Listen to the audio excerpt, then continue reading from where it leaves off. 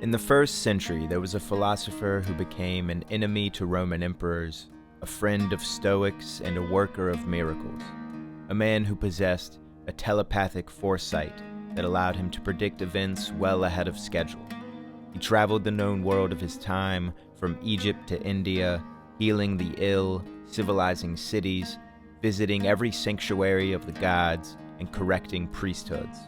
He gained disciples and a devout following, but unlike Jesus, he was never crucified and lived well into his old age with many mysteries surrounding the manner of his death. His name is Apollonius of Tyana. The primary stories of his life come from the writings of Philostratus, who was an Athenian sophist. Sophist, in this sense, meaning that he was a public speaker that drew on the imaginations of his audience and on classical history. Philostratus was also a writer of poetry and biographies, becoming close to the Roman imperial circle in a literary capacity during the reign of Emperor Caracalla. Philostratus wrote many books, including the Lives of the Sophists, but by far his longest and most popular work is the Life of Apollonius of Tyana, dated to the 220s or 230s. Now, Philostratus was not the first to write about Apollonius, but his work is the only that survived, and his main source is an eyewitness and lifelong companion of Apollonius, Damis the Assyrian. Philostratus draws on other sources to write his story, but as we will see, it's always impossible to know what really happened. We could go on offering disclaimers of this kind about the legitimacy of the character Apollonius, but we're going to embrace the spirit of the stories for what they are, the legends of a lost prophet. Apollonius was born around 15 AD in the Roman province and Greek city of Tyana, in the region of Cappadocia in modern Turkey. He is said to come from a wealthy family that stemmed back to the founding of the city. When his mother was pregnant, she had a vision of an Egyptian divinity and asked him who her son would be. The divinity replied, "Myself." "Who are you?" she asked. "Proteus, the Egyptian god." Now Proteus was a shifting and morphing sea god, and is said to be impossible to catch, and possessed of great foresight and wisdom. Apollonius was born near a meadow, where there was later an elaborate temple dedicated in his name. When his mother was giving birth, she is said to have called for a gathering of flowers, and she fell asleep, awakening to a great breeze, music, and a circle of swans opening their wings around her. In this moment she gave birth to Apollonius. Locals said he was born as a bolt of lightning poised above the earth, in a sign of the gods and an allusion to his transcendent and unworldly nature. Growing up, he adopted an ascetic way of life. At 14 years old, he was brought to the city of Tarsus for an education and showed a keen memory and skill of literature, and his father had him study with Euthydemus of Phoenicia. Pretty soon, Apollonius was learning at a sanctuary of the god Asclepius, where older, famous philosophers had studied. Asclepius was the son of Apollo and the Greek god of medicine. And he also appears in Greco-Roman myths as a student of the Egyptian prophet Hermes Trismegistus. Apollonius quickly denied the worth of Epicurean materialism and took a greater inclination to the teachings of Pythagoras, which had produced some of the earliest philosophers whose writings still survive. But Apollonius's teacher in these subjects, Euxenes, did not put to practice the teachings and engaged in gluttony and sex that contrasted strict Pythagorean behavior. At 15 years old, Apollonius devoted himself to the way of life Pythagoras exemplified, but still loved his teacher Euxenes for who he was, and convinced his father to help put the teacher in a suburban home. "You live your own way, and I will live Pythagoras' way," said Apollonius. And this is the beginning of the Pythagorean hue that would color the rest of his life. He refused to eat the meat of animals, claiming the earth brought up the best fruits without being aided. He purged his stomach and set out barefoot, dressed in humble linen clothes. And at the sanctuary of Asclepius, the boy intervened for the god of medicine himself, drunks and patients with ailments that could be cured by taking simple advice received as much from Apollonius. Simple remedies that, if put to action, would do far more than a prayer. One day Apollonius sees pigs and oxen being sacrificed at the altar and goes up to the priest, saying, "What is all this?" The priest says, "One extremely wealthy man has given these sacrifices, but has not received the aid of the god as yet." So the man hopes to give more gifts still. Apollonius tells the priest no such man ought to be admitted to the sanctuary, for they are just using sacrifices as excuses, items of guilt for wicked deeds. And it turned out, once the priest made inquiries, Apollonius was right. The man had slept with his previous wife's daughter. When the locals gathered around to learn about this expulsion, the young man Apollonius explained how a pure person ought to pray only for what they deserve, because that is what we will all get no matter what. And therefore evil persons will receive what retribution they have earned. Apollonius says no quantity of wealth can buy away their sins. And this notion of the limits of money is something the philosopher carries for the rest of his life. In his youth, many such episodic dialogues occur at the sanctuary of Asclepius, and the boy corrects even the ruler of the city, and his notoriety spreads. It's very possible, depending on how you judge the accuracy of these ancient reports, that Apollonius was in his teenage years serving as a healer at the Asclepian sanctuary around the same time Jesus was put to the cross less than 400 miles away. Much more connects these two prophetic figures than just the time they lived. After Apollonius' parents died at the age of 20, he turns the Asclepian shrine into a kind of Pythagorean academy, and to heal his debauched and drunken brother's afflictions, he gives his brother half of his own inheritance, saying, "His brother needs much, but I need little." And he repeats this method with the rest of his relatives, persuading them to correct much of their behavior and leaving very little money for himself. Apollonius soon devoted himself to 5 years of silence like many Pythagoreans before him, and abstained from all sexual passion. This was a difficult time for him, having to bite his tongue when there was so much to say, unable to correct those who talked poison in his ear. But with every unspoken word, he recorded his thoughts to a keen memory and left his refutations for a later time. And with only the instruments of physical expression, writing, and hand gestures, he travels from town to town, correcting minor arguments and petty disputes by showing people the sight of a true man. In his years of silence, he once came to the city Aspindus and saw that the chief magistrate was clinging to a statue of the Roman Emperor Tiberius. A mob of city folk surrounded the statue with torches, ready to burn the magistrate alive. But they didn't touch him yet, because at this time, even someone striking a slave who held an image of the emperor could be put to death. Apollonius approaches the magistrate, learns that the dispute is about a purposeful grain shortage, and he gestures for the mob to quiet down. When they do, they learn from the magistrate that if they burn him alive, their chance for a proper hearing about the grain is dead. And so Apollonius writes a rather biting piece of guidance on a tablet, and the holders of the grain stores become so worried they flood the city with grain. After his period of silence, Apollonius sought the audience of wise men, performing daily morning rituals that he did not divulge unless someone had been silent for 4 years. In the midday hours, he would call priests together and ask for lectures on the gods, correcting them here and there. For cults and their rituals, he would also offer improvements of a more philosophic grounding. And only in the afternoons or evenings did Apollonius advise on human concerns. After conversations with his disciples, he would give a lecture himself, and Apollonius makes a point not to indulge in hot baths, but took cold dips instead.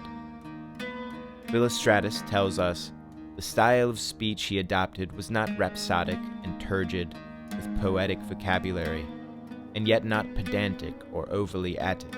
He was not given to logic chopping or to long discourses, and he was never heard being ironic or argumentative with his listeners. And this style of teaching pervaded his methods thereon, when he decided, much like Plato, Pythagoras, and others before him, that a greater journey was at hand, a journey to India, to the wise men among the Brahmins. And he thought he should stop off to learn from the Magi in Babylon along the way, revealing this decision to 7 disciples who questioned the wisdom of the journey. Apollonius says he's taking the advice of the gods and was testing his disciples to see if they possessed his strength, saying, "I must go where wisdom and my guardian spirit lead me." And so he set out from Antioch with only 2 of his family servants. And when he reached Old Ninos, his wisdom led a man, Damis, to seek him out. And to Damis, Apollonius spoke about knowing all the languages of man without being taught them. "I also know all that humans keep unspoken," Apollonius said. Damis knew after quick conversation that he would serve Apollonius as both a guide, companion, and a faithful recorder. And it is from Damis' own writings that Philostratus has recorded most of the life of Apollonius, our Pythagorean philosopher who Damis refers to as the Master. And so they crossed into Mesopotamia, and Apollonius appears to learn about bird divinations from nomadic Arabs. And at the borders of Babylon they reached a royal guard post, and were led before a eunuch governor to give up their purpose of travel and their identities. The governor was surprised to see Apollonius approaching his wagon, and asked, "What place has sent you to visit us?" "I sent myself," said Apollonius, "in case you might become true men, even against your will." And the governor asked him more about who he was. Apollonius said, "All the world is mine, and it is open to me to voyage through it all." The governor said, "I will torture you if you do not tell me." "If only you yourself," said Apollonius, "might be tortured in the same way after laying hands on a real man." After this, the eunuch was so surprised at how easily Apollonius spoke his native tongue that he asked, "For heaven's sakes, who are you?" Apollonius finally gives up his name and says he will meet the king of Babylon. It turned out this governor had heard of Apollonius before and immediately offers all hospitality. Apollonius accepts only a modest version of this and goes on to name the eunuch a friend, but rebukes him for his threats of torture. Thereafter, Apollonius reads an animal sign that tells him and Damis how long their journey will be. And later he is shown a vision of flipping fish, which he interprets as the gods telling him how he must help the Eretrians in Kycia, who were like fish out of water after the Persian king Darius brought them here so long before. Apollonius apparently puts right some of their tombs and conducts rites in their honor that aid their dead and living. In Babylon, Apollonius quickly drums up enough amazement about his conduct that the king calls him up to the palace, and the king was just about to sacrifice a horse in front of the Magi supervising, the famous wise men among the Persians, and often confused with the Chaldeans of Babylonia. The king greets Apollonius in the Greek tongue, conveying for him to join in the sacrifice. Apollonius says, "You may sacrifice your own way, Majesty, but allow me to sacrifice in mine." And he takes a handful of frankincense and says, "Son, send me as far across the world as seems good to you and to me. Let me come to know good men, but let me not hear of bad ones, or they of me." And Apollonius made himself absent during the sacrifice of the horse, but returned to the king and says India is the object of his journey, but he hopes to learn too from the Magi to see if they were as wise in spiritual matters as he is told. Apollonius confesses his wisdom in many respects comes from the master Pythagoras. After the king favors Apollonius, he's informed by a eunuch in the king's service that his majesty will bestow 10 gifts on Apollonius, gifts which he can name tomorrow. The king's messengers inform a crowd to gather for when he makes this request. Apollonius and Damis then turn into side talk. Apollonius doesn't understand why the king thinks eunuchs are somehow chaste and pure, and are still allowed to enter women's chambers. Damis argues that the sexual passion is cured once the physical member is cut off. Apollonius refutes this, saying self-control means that someone in a state of desire or excitement is not overcome by the sexual urge, but instead uses restraint and shows himself to be a master of this madness.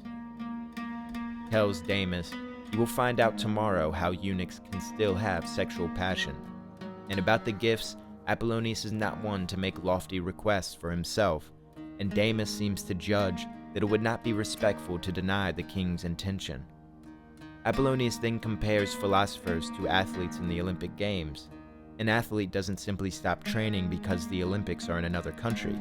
Neither should a philosopher set aside their principles because they're in Babylon. When Apollonius comes before the king and court to request his gifts, he asks for the Eretrians to be restored their proper land that King Darius had given them. The king agrees to this enthusiastically, but asks him why he won't accept 9 more gifts. Apollonius answers, "Because, Majesty, I've not yet made friends here." Shortly thereafter, a shout erupts among the king's court, and some of the guards drag in a eunuch by his hair. It is learned that this eunuch was caught in the bed of one of the king's wives after a successful seduction. During this moment, Apollonius glances at Damis, knowing his prediction had just been witnessed. The eunuch is brought up before the king, and the king asks Apollonius what should be done. What should his punishment be? Apollonius said, "There is only one punishment: life. No one can outrun the heart-pounding and devouring return of what one has sowed for themselves. And if the eunuch clings to his current ways of vice and base desires, he will regret the day the king denied him an execution." Now as the days passed in Babylon, Apollonius lectured with enough influence to make the king admit he was now indifferent to death and even his own kingdom. When Apollonius goes to leave for India, he asks the king to give him his next gifts by caring for the Magi, which Apollonius consulted with in secret by noon and midnight. The king agrees. His Majesty turns to Damis and the others, asking if they should like to receive the money their master denied. They each declined, following Apollonius' example. Apollonius departs Babylon, telling the king, "I will come back greater than I am." The king embraces him, saying, "Come back, that will be a gift itself." And so they leave in the summer on camelback, with Babylonian guides taking them into India, where Pythagoras also famously traveled to learn their ways. On the journey they pass the Caucasus, where Prometheus is said to have been bound to the mountain peak and devoured daily by a bird for stealing fire for mankind. Passing on, they encounter dark-skinned giants standing 4 to 5 cubits tall, and on the road by moonlight, they become the target of a vampire, a sort of morphing, insubstantial phantom. And at Apollonius' instruction, they all rebuke and counterattack the vampire until it takes flight. Crossing the mountains, they come across elephant riders, and one night Apollonius is offered Indian wine by Damis, and of course refuses it, making a similar analogy as the Olympic athletes, but with a different country's currency. If Apollonius didn't drink or take money in Greece, he wasn't going to do it in India. But he says to Damis, "I do not want to keep you or your companions from enjoying wine or eating meat, since I see that avoidance of such things is of no advantage to you, while for me it leads to the philosophic goal I have set myself from boyhood." Now after a long journey, they cross the river Indus into India, and come to a city with much history left over from Alexander the Great's campaign long before. Apollonius and Damis find themselves waiting in a temple for the Indian king Philostratus to summon them. And when the king calls the master to the palace, Apollonius concludes the king must be a philosopher, due to the humble state of the palace and the vestibule. It does not take long before the two men engage in platonic dialogue about philosophy, history, and they gain a mutual respect, and the king seeks to learn as much from Apollonius as he can before his journey continues. This relationship goes on to assist Apollonius' reputation throughout his travels in India.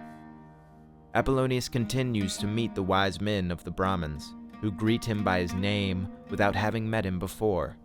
They possess foresight, which is an admirable trait to Apollonius, to the point that in his letter to the Roman Emperor Domitian, he encourages the emperor to seek this out, saying, "If you have power, as in fact you do, you should perhaps also acquire foresight." About the wise men among the Indians, Apollonius once remarked that, I saw the Indian Brahmins living on the earth and not on it, walled without walls, owning nothing and owning everything. One such Brahmin was Iarchus, who proved his wisdom by recounting facts of Apollonius's life and upbringing in a kind of psychic reading. They speak at length, and Apollonius asks what view they take of the soul. Iarchus tells him it is what Pythagoras taught to the Greeks, and what the Indians taught to the Egyptians. They enter a discussion about reincarnation, and Iarchus demonstrates that he was once a hero long ago and is aware of his own past lives. He even points out a younger man nearby, claiming this man was an enemy of Odysseus during the Trojan War. Iarchus points out that Apollonius was an Egyptian ship captain in a past life. Apollonius acknowledges this and gives a full tale of a journey he made, but deems the life disreputable and unworthy of mention. Many more dialogues and adventures ensue with Apollonius among the Brahmins, and he will go on to count the king Phraotes and the Brahmin Iarchus as gods among men. His return journey takes him westward to the city of Ephesus in central Turkey. Ephesus was a center of philosophy and political focus for centuries, and it is an important place also in the Christian New Testament. According to some sources, Ephesus in the middle of the 1st century BC was second only to Rome as a center of culture and commerce. As Apollonius enters the city in his own time, there are pronouncements about him from various sanctuaries where his good deeds and mysteries circulated, and Apollonius is quickly lecturing for the people to become more serious, as there was too much circus and hermaphroditic clownery going on in the city. He amassed a higher level of influence here, gaining pupils and receiving letters from distant cities for him to visit and intervene in their affairs. Apollonius makes discourses at the groves and the walkways, and one day a sparrow comes to a tree branch as he is speaking, and more sparrows come to the first bird as it squawks loudly. Suddenly all the birds take off in one direction, and Apollonius explains that a slave boy had dropped some food and didn't pick it up, so the birds all headed off to feast. In this he demonstrates the legendary animal language of Pythagoras. Sure enough, members in the audience ran off to find the sparrows eating on exactly what Apollonius explained, and they were amazed by his telepathic power. Among his prophetic ongoings in Ephesus, Apollonius predicts that a plague would come for the people. Either way, they didn't heed his warning or misinterpreted him, and he travels to other cities, lecturing and correcting and making prophecies. But as the plague finally came to Ephesus, their people sent an emissary, requesting Apollonius come to be their physician. Now this is when it isn't just telepathy that he exhibits, but teleportation. The tale goes that as soon as he said, "Let us go," he was there, back in Ephesus, similar again to Pythagoras, who was once said to be in two places at once. Back in Ephesus, Apollonius proclaims he will end the plague today, and gathers a crowd by a theater. Here there is a strange beggar with active eyes, and Apollonius tells the people to stone this wretch.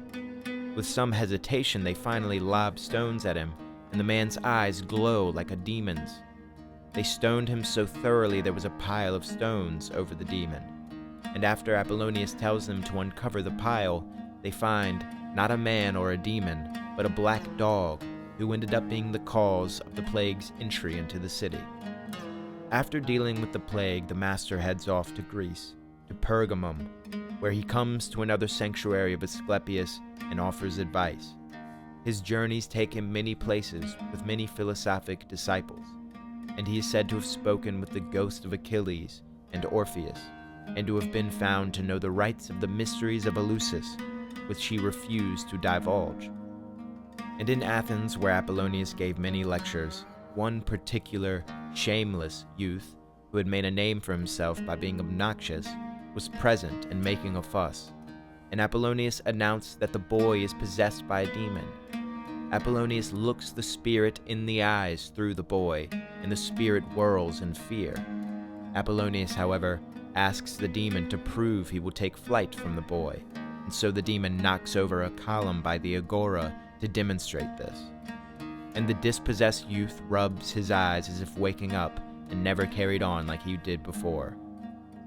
The amount of improvements and advisements to various Greek sanctuaries and cities that Apollonius is credited with are too numerous even for Philostratus to name them all. The master becomes a civilizing hero in Greece and obtains a godlike level of recognition among some, but never once gives in to the notion that he is actually a god.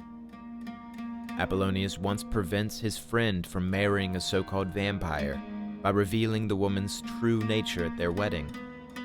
Now, down the line of the many active pursuits Apollonius made of his life, one is his famous visit to Rome when it was ruled by the cruel emperor Nero, who had at this time become a danger for many philosophers.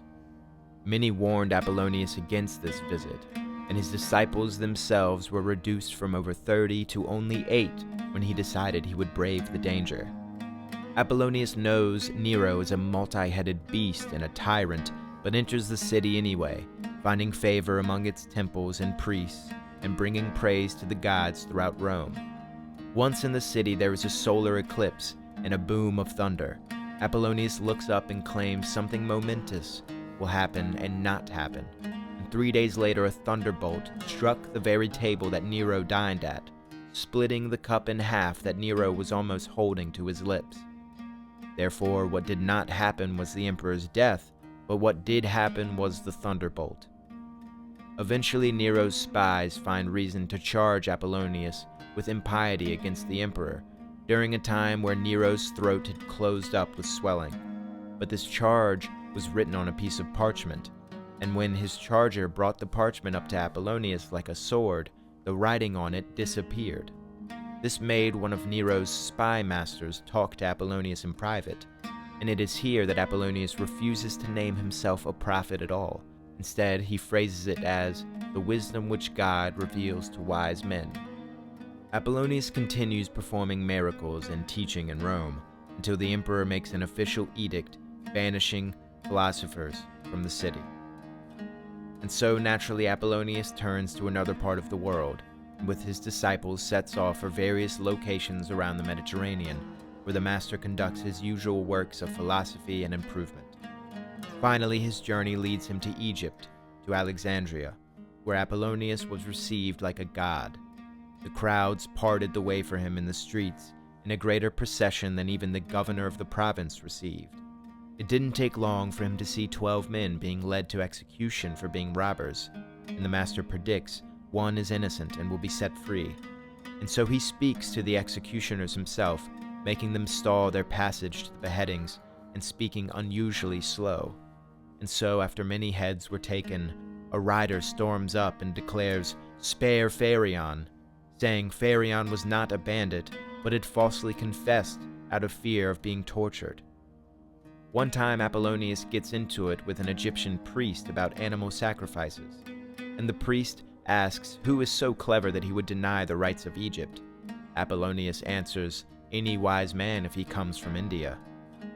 And after meeting the soon-to-be Emperor Vespasian and incurring certain philosophical enemies in Alexandria, Apollonius leaves for Ethiopia in a pursuit of the so-called Naked Ones. Now there are many tales of this journey too long to detail, so we spin the clock forward to when Emperor Domitian ruled in Rome, and Apollonius found himself a much older man once again at the city of Ephesus. Domitian had already committed enough heinous acts to be a subject of scorn and contempt for Apollonius. These remarks found their way back to the emperor through some of Apollonius's enemies, and the emperor writes to the governor of Asia for his arrest. The master, of course, predicts this, and makes a quick journey to Rome before the word of the arrest had reached him. After many lengthy tales and dialogues brimming with the particular flavor of philosophy Apollonius imbued the Roman world with, a messenger of the emperor orders him to come before Domitian so that they can convene in private. At daybreak, Apollonius was escorted by 4 men, and of course his loyal friend Damis. After a contentious bit of back and forth, the emperor gives in to rage and begins hacking at Apollonius's beard and hair with shears and puts chains on him. Apollonius somewhat tauntingly asks, how does the emperor think chains are going to hold him if he really is a sorcerer as he has been charged with. He is taken into prison for days, in chains, and Damis is in despair. But Apollonius wonders why, and demonstrates he can achieve freedom at any time by taking his leg out of one of the shackles and putting it right back in as if once again a prisoner.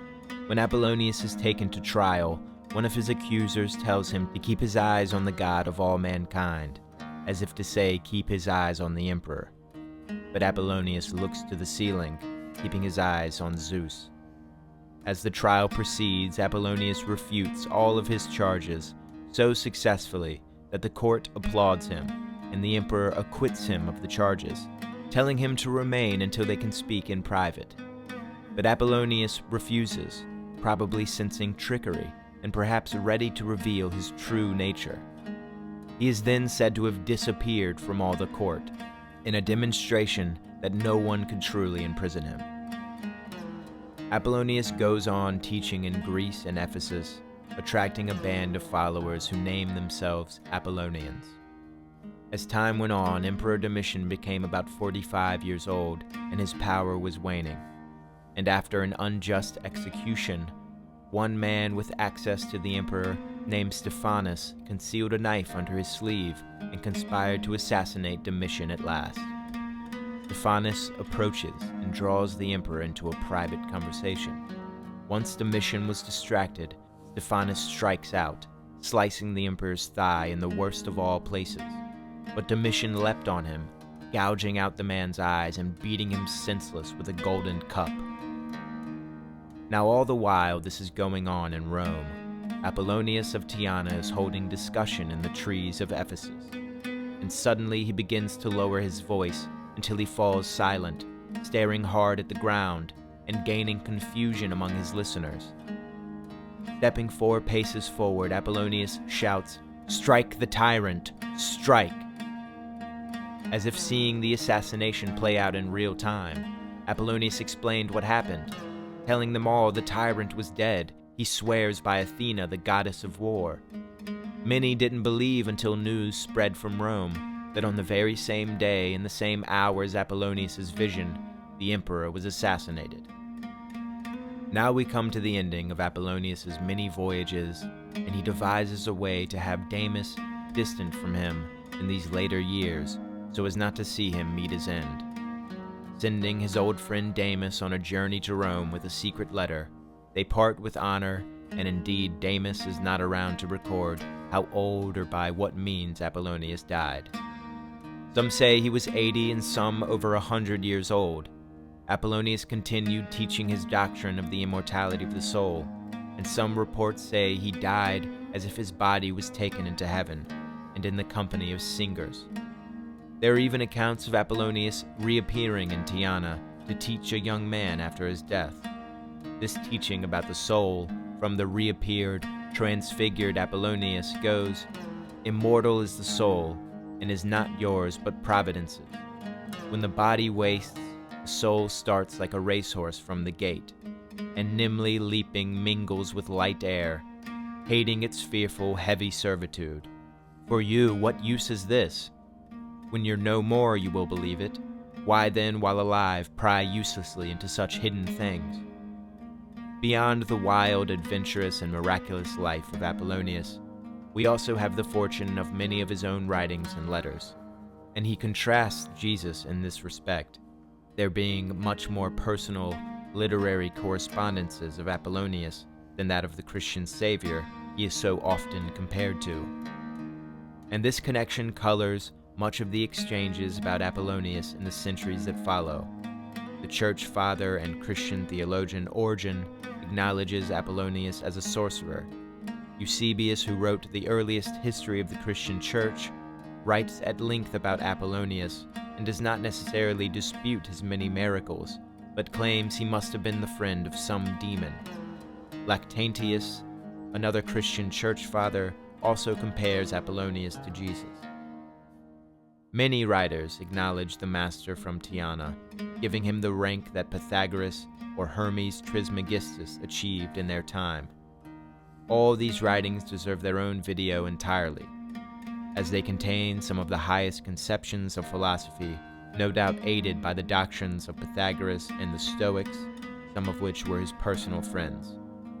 Apollonius is said to have written a number of books, and this is one of the best-known selections from his work on sacrifices, which was a subject Apollonius traveled most of the known world in his time to teach on. In this passage, we see a glimpse of the monotheism of Apollonius, and just how many layers of understanding he brought to bear on all divine subjects. In no other manner, he says, I believe, can one exhibit a fitting respect for the divine being than by refusing to offer to God, whom we termed first, who is one and separate from all, as subordinate to whom we must recognize all the rest, any victim at all. To him we must not kindle fire or make promise unto him of any sensible object whatsoever, for he needs nothing, even from beings higher than ourselves. We should make use in relation to him solely the higher speech. I mean that which issues not by the lips, and from the noblest faculty we possess, and that faculty is intelligence, which needs no organ. On these principles, then, we ought not on any account to sacrifice to the mighty and supreme God. Apollonius was a great religious reformer, and though he did not achieve the following that Jesus did well after his death, his legends and dealings with many emperors, kings, wise men, and fellow philosophers deserve to ring on in history as one of the most profound stories that antiquity produced.